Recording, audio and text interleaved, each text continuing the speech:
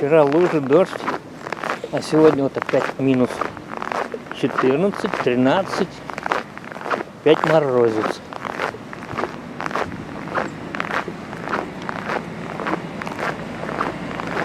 Собрались. Как тут состояние нормальное, значит, хотя для сидения сейчас. Все в порядке, уютно, не тесно, все хватает места всем, значит, для того, чтобы кому-то записать, кого-то что-то сделать и так далее. Ну, мы привыкли, что когда показывают какие-нибудь там думы и прочее, у каждого там стоят эти самые, да, компьютеры и так далее. Мы еще не дошли до этого. Но я думаю, без компьютеров мы нормально будем работать.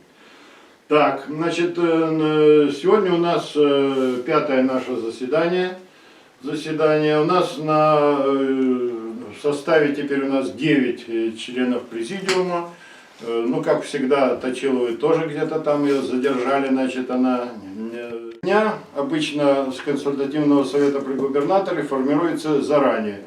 Ну, на предыдущем заседании там немножко было сказано, какие вопросы нас будут интересовать, потому что спрашивает нас председатель районных советов. Но затем, так сказать, у нас запросили, какие вопросы мы хотели бы увидеть на заседании консультативного совета. Ну и я вот что успел перед заседанием, в основном городская организация как раз заседала. Ну вот, я пришел к ним, потом позвонил в нашу центральную больницу, там Павла Евгеньевича не было, он был в отпуске, поговорил с заместителем по клинике и амбулатории.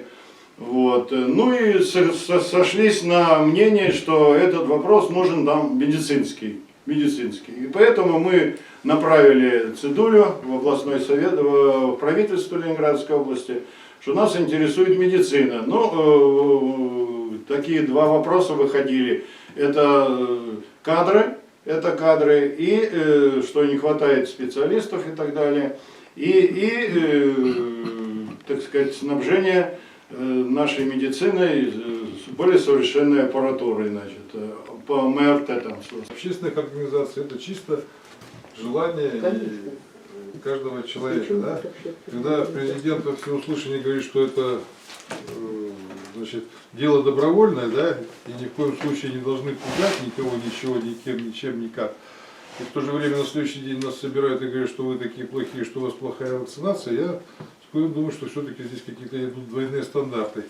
Тут должно быть или агрессивная политика государства, что всех вакцинировать и все, и без всяких там, или же просто-напросто тогда уже ни с кого не спрашивать за это. У нас есть районы-лидеры по вакцинации, это Тихвинский район, это Всеволожский район, это еще несколько районов, где лидируют по вакцинации.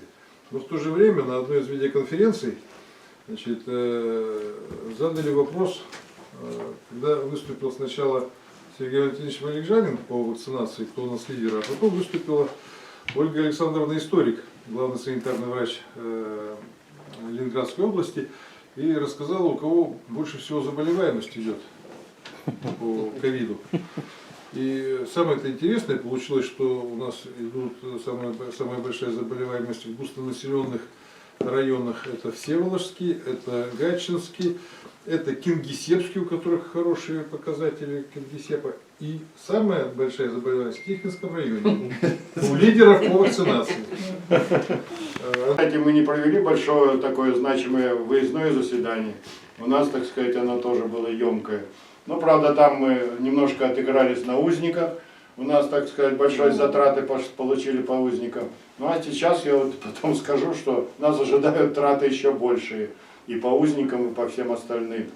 По встречам мы, значит, так сказать, тоже не дотратили, потому что никто встречи не организовывал практически, а все переходили на посещение, там, на передачу подарков и там этих карт, знаешь, и прочее, чтобы не связываться с ними.